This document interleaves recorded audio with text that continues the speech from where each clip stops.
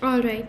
Hey guys, so good evening and welcome to Unacademy. I hope I am audible and visible to all of you here. So today's session is going to be a continuation from where we had left off last time, right? इसके पहले हम लोग जहाँ whatever topics we were reading, I'm going to continue from those, right? So just give me a moment here. One moment, please.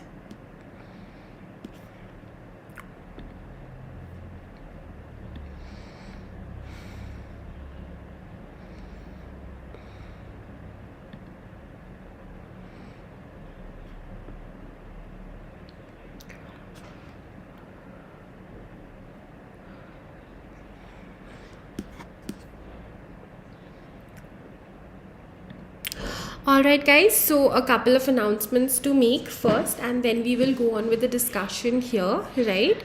So just to inform you all, there is a Republic Day special 6 months free extension program wherein you can avail the combo worth rupees 45,000 for every 1 year and above GS and combo subscription that is valid only between 25th and 27th of January, right? That is there. Good evening, Ritesh. Also guys, we have the UPSC CSE combat which is going to be held this 30th of January, right? So questions based upon the PYQs, that is previous year questions of the last 20 years, will be coming in, right? It will be for 60 minutes. There'll be 54 questions that you will need to answer. It will be held at 11 a.m. on the 30th of January. It is available again in Hindi and English, and a couple of exciting prizes are there which you guys can win, right? Also guys, a couple of our learners have cracked the examination. You can certainly be the next one to feature on the list, right? Also, a couple of new batches are going to go live, right? So UPSC CSE batches, so comprehensive batch courses on GS for UPSC CSE 2022 and UPSC CSE 2023 preparation are now going to go live, right? So they are going to start on the 27th of January, right? So it's going to begin tomorrow. Also a very happy Republic Day to all of you, right? So that is there. Now another very important thing here guys is that a couple of optional courses are launching in the month of January. Some of them are already launched, some of them will be launched, right? So those of you who are interested, you can check them out as well, right? They are as shown as over here. Okay? Also, I'm sorry I couldn't take the sessions earlier. I tested positive for COVID and I was not in a situation to talk. It's slightly better than before right now, but I'll still not be able to stretch the class very long. So we'll have a quick discussion from where we had left off last. As you all would remember, last time हम लोग ने बात करी थी Sufism की, right? We had discussed about the important tenets of Sufism as there were. आज हम उसी के बारे में we'll talk a little bit more about the same in detail, right? So let's get going with that, right? So in case you guys have like any questions or queries pertinent to that, आप पहले मुझसे पूछ लो. I'll give you guys 2 minutes here. So I'll just give you guys a minute here to ask me anything if you guys have a doubt about, and then we will go on further. Take a minute and ask me any doubts if you have.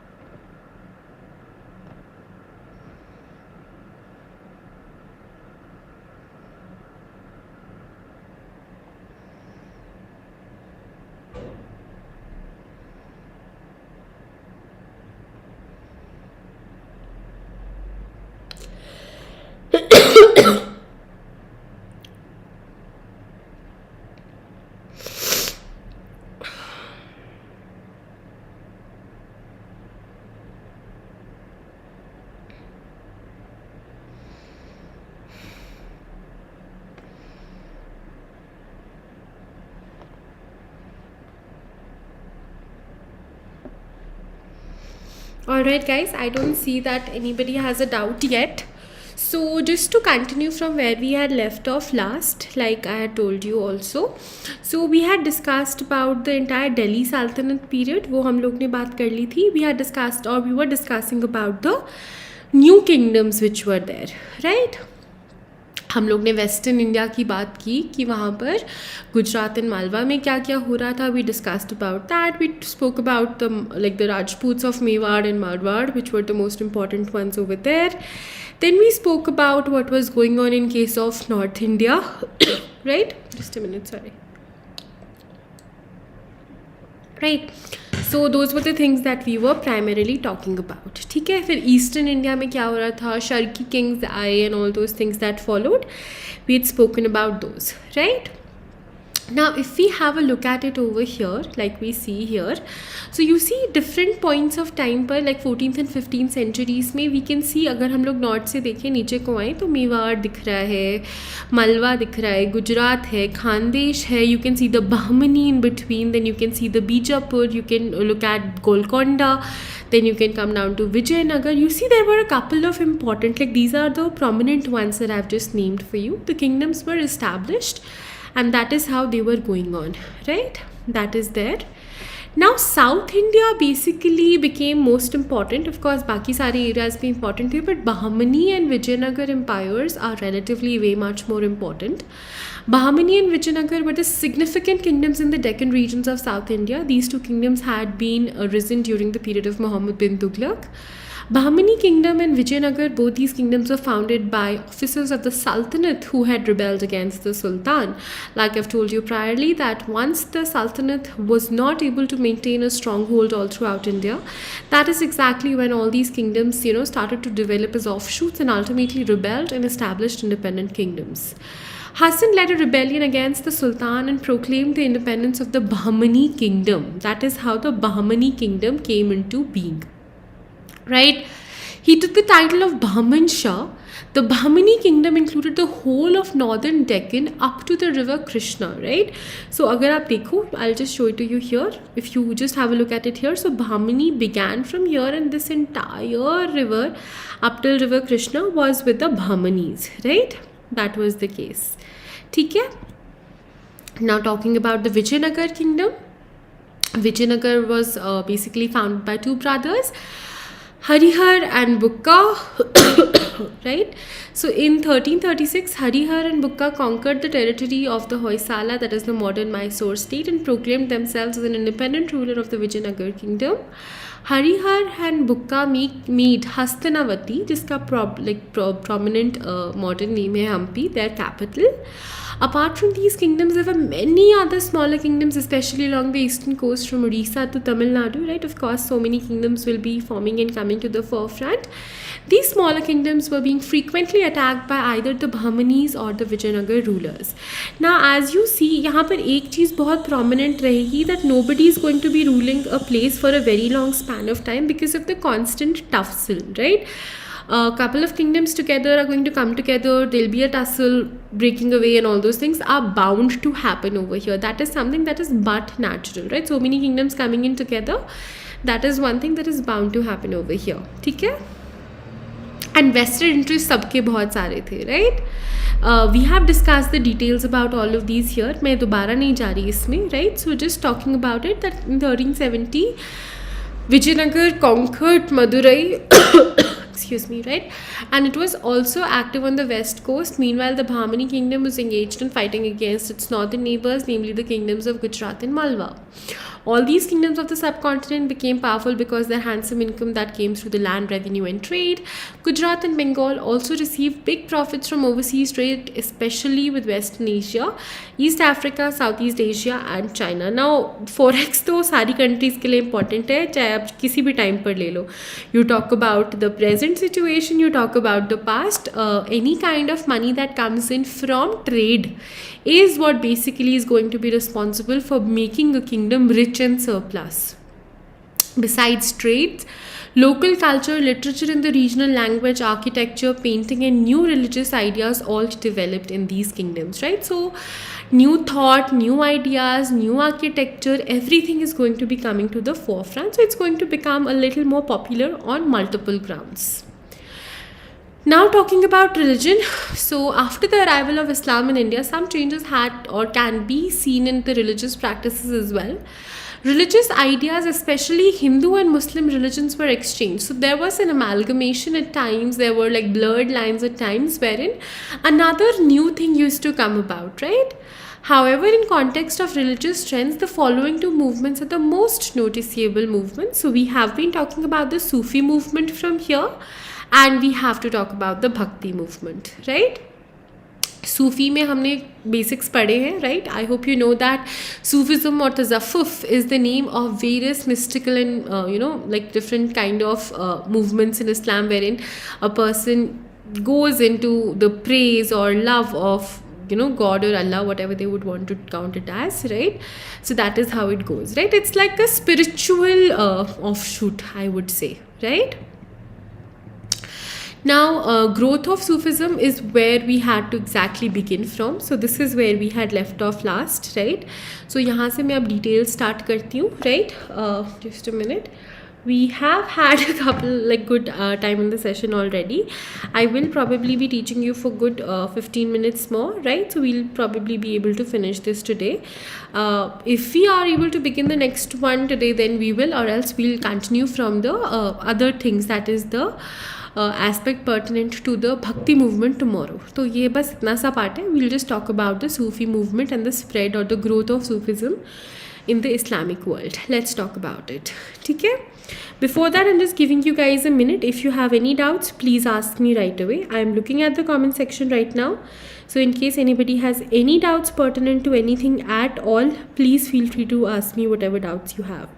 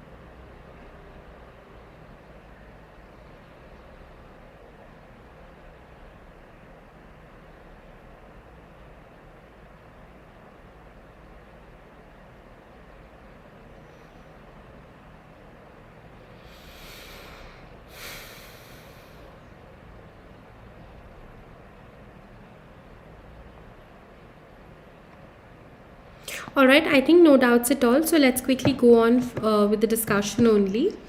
Now, Sufism began to acquire the form of an organized movement with the establishment of the Turkish rule under the Ghaznavis, right?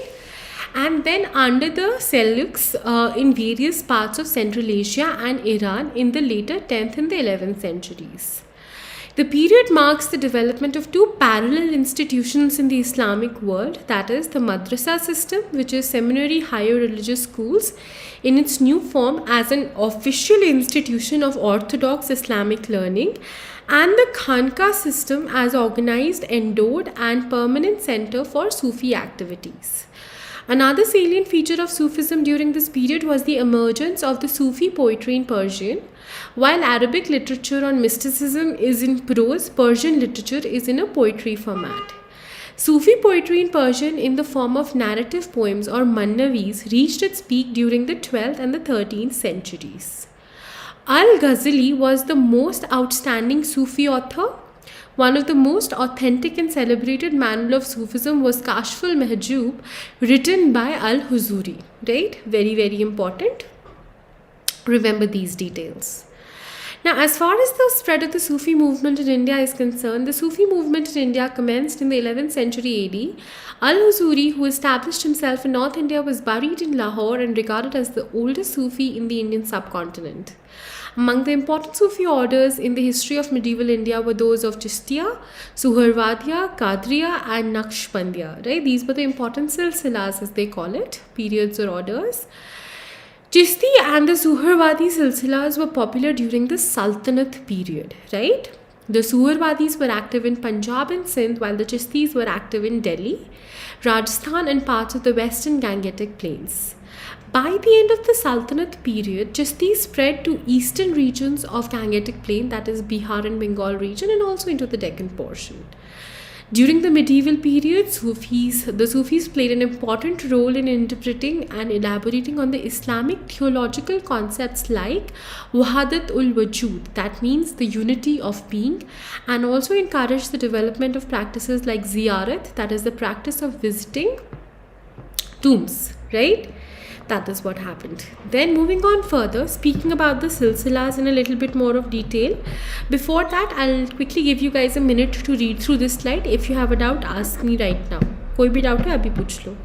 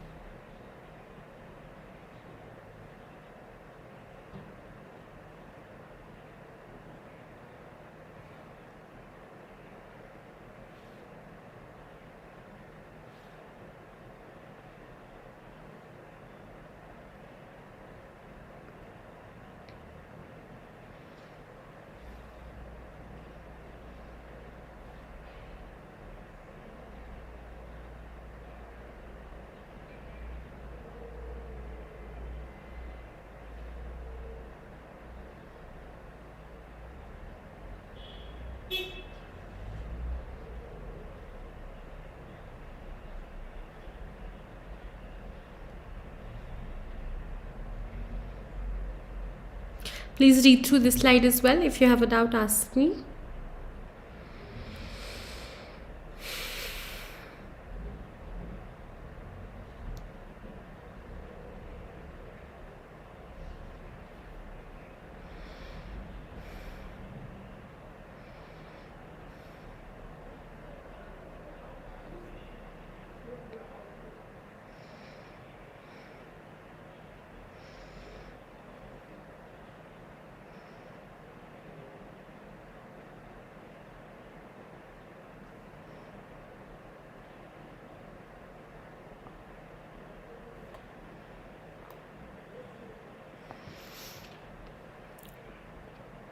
Done? No doubts? Alright.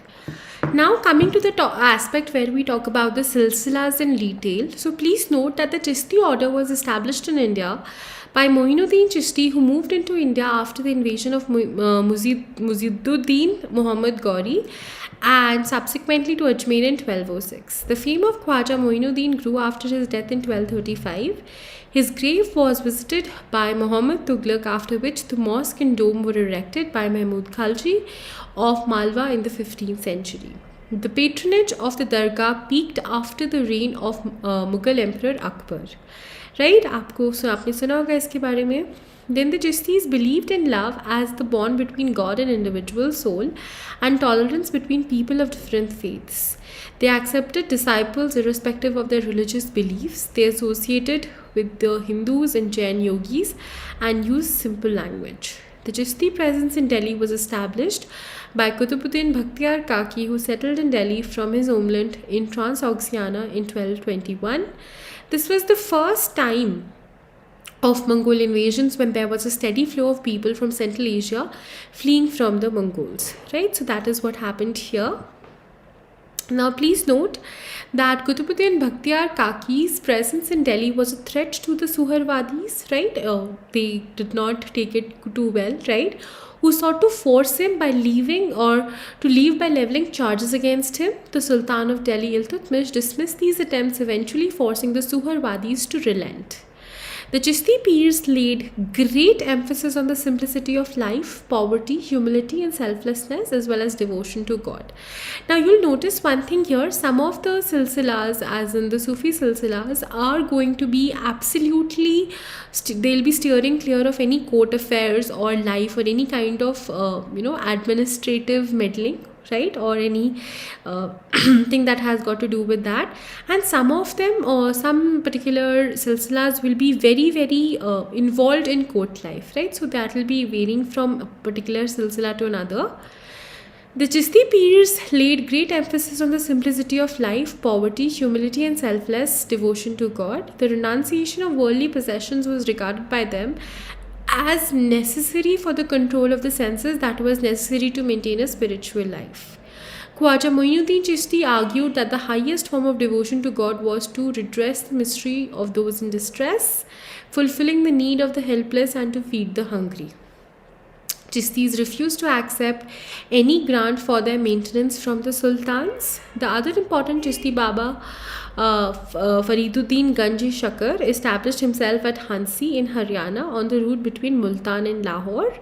We also know about Nizamuddin Aulia, who was the best known Chisti saint of the Sultanate period. He lived in the 14th century during a period of political change and turmoil. During his lifetime, he was witness to the establishment of the Khilji rule after the death of Balban, and subsequently also to the establishment of the Tughlaqs, right? So he was right there all this while. Now, in addition to that, there are numerous stories surrounding the life of Nizamuddin Aulia. Famous among them were the stories of confrontations with the sultans of Delhi, right? The Khwaja is said to have maintained a strict policy of not involving himself with the various groups and factions of the sultan's court in Delhi, earning him respect of many. Nasiruddin Chirag Behelvi was another of the Chisti saint of Delhi. He played an active role in the political affairs of the period. In the 13th century, Chisti order was established in the Deccan by Sheikh Bairunuddin Gharib, right? Between the 14th and the 16th centuries, many Chisti Sufis migrated to Gulbarga. This was accompanied with a change where some of the Chistis began accepting grants and patronage from the ruling establishment. Muhammad Banda Nawaz was among the famous peers in this region. The Deccan city of Bijapur emerged as an important center for Sufi activity. Okay? Now talking about the Suhrawadi Silsila. The Silsila was founded by Shaibuddin Suhrawadi in Baghdad. It was established in India by Bahuddin Zakaria, who founded the Suhrawadi order. Excuse me. Based in Multan, which was under the control of Kubacha. Bahuddin Zakaria was critical of Kubacha and openly favoured Iltutmish over his rival. Bahuddin Zakaria's ways were different from that of the other Chistis. The Suhrawadis, unlike the Chistis, accepted maintenance grants from the sultans. They believed that the Sufi should possess the three attributes of property, knowledge and hal or mystic enlightenment. The Suhrawadi saints argued that this was necessary to ensure that they served the poor better. Bahuddin Zakaria stressed on the observance of or external forms of religious belief and advocated a combination of ilm with mysticism. Ilm is scholarship, like knowing the thing, right? Knowledge is what he means here. Guys, I'm afraid we'll have to continue from here tomorrow since the class time is up. One moment. Right, so I'll continue from here tomorrow, right? Then we will move on further with respect to the Bhakti movement, right? So we'll have the session again in tomorrow evening as well, right? So that will be all for the session over here for today. So with that, guys, I'm going to be ending or concluding the discussion over here. Thank you so much for attending the session over here. I hope you guys have answered everything clearly, and in case you still have any doubts with respect to any doubts, please anything, please feel free to reach out to me, right? So anything that is not clear, you want a clarification, or you want me to just go over again, I will do that for you guys. Just let me know that you want a repetition for a particular thing, and I'll be glad to take you over that again, right? Also, do not forget to get yourselves enrolled for the combat coming up this weekend. Make sure you guys do take part in the same. It's from the previous year questions, so even if you want, you can sit down, solve the papers, and get yourself prepared for the combat this weekend, right? So that is going to be about it. On that note, guys, thank you so much for attending the session. Study well, revise well, and take care. Stay safe, take care of yourselves and your family members. And I hope you guys have a great day ahead. Enjoy yourselves, take care, and make the most of your time. Have a great evening ahead. Bye-bye. Bye-bye. Bye-bye. Bye-bye.